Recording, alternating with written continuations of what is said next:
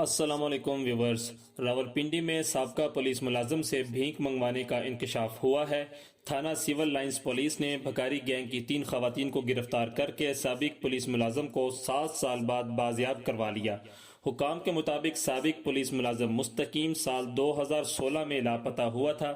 سابقہ پولیس اہلکار ڈھیری حسن آباد سے ملا۔ اس پولیس اہلکار کی ایک ٹانگ توڑ کر گینگ نے بھیک مانگنے کے کام پر لگا رکھا تھا۔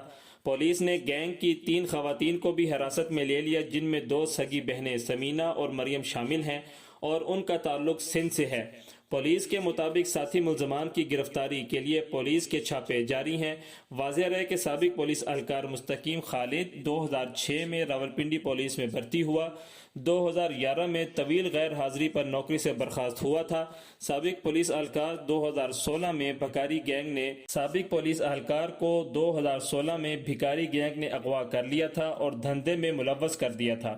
پولیس نے حراست میں لی گئی خواتین کے خلاف مقدمہ درج کر کے مزید تفتیش کا آغاز کر دیا ہے۔